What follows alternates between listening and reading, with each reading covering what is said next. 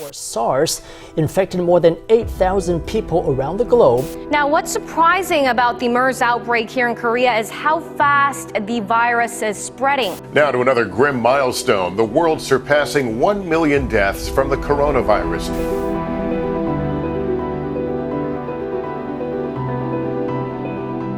Despite humanity's long history with pandemics, 2019 saw the emergence of a new one that spread around the world at lightning speed, crippling economies and livelihoods. The COVID-19 virus brought about many new challenges and hardship. Nature is also struggling. We saw videos of animals roaming streets left empty by humans and returning to places they previously disappeared from. It was easy to conclude that in our struggle with COVID-19, at least nature was getting a break from human activity. A closer look, however, reveals a very different picture. Nature did not get a break during the COVID-19 pandemic. Instead, some conservation areas and efforts suffered. In some countries, the migration of people from urban to rural areas and the lack of enforcement of conservation regulations resulted in more deforestation and other pressures on nature. And restrictions on international travel led to a dramatic decline in ecotourism, a significant source of funding that many conservation NGOs depend on. Although some governments have committed to a green recovery, some countries reduced or rolled back environmental protections and social safeguards during the pandemic, or cut budgets for conservation efforts. Weakening nature conservation efforts could cause the further loss of intact ecosystems. NGOs play a huge role in protecting nature, but the combination of these impacts has reduced the scale and effectiveness of their conservation efforts when the pandemic started to take its toll. In Vietnam, Save Vietnam's Wildlife's funding has been impacted due to loss of income from its volunteer program and reduced support from multi-stakeholder partnerships. This impedes their ability to carry out enforcement efforts on deforestation, illegal wildlife trade, and poaching. When protected areas are left unguarded, wildlife poaching and deforestation are heightened, worsening the decline and extinction of vulnerable species. Habitat destruction has adverse effects on both biodiversity and humanity.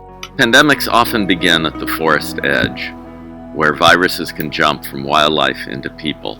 So when wildlife officials have difficulty getting into the field because of the pandemic, increased illegal logging, increased wildlife trade go on the uptick. Activities that bring people into direct contact with animals that may be hosts of virus diseases that can jump to people. This does not mean that wildlife and biodiversity are bad for people. Actually, the opposite is true. Biodiversity has been shown to be generally protective against the emergence of new infectious diseases.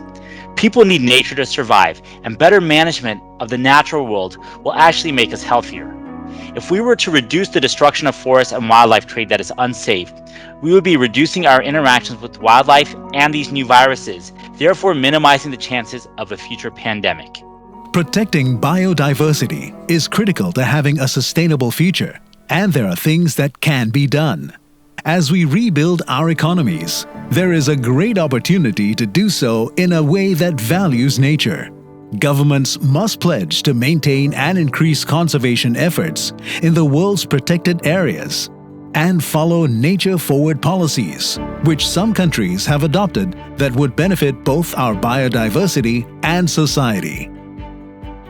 Funding conservation and supporting multi-stakeholder partnerships with NGOs ensures that groups such as Save Vietnam's Wildlife are able to continually support management of protected areas and carry out enforcement efficiently.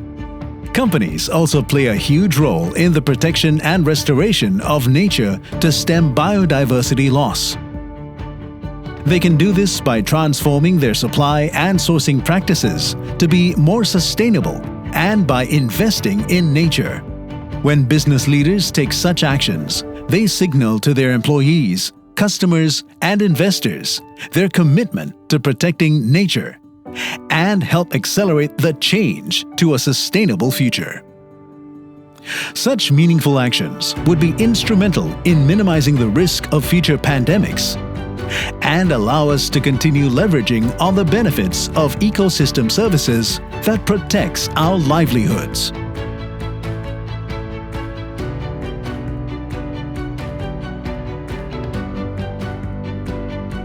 Join us to discover the value and wonders of biodiversity.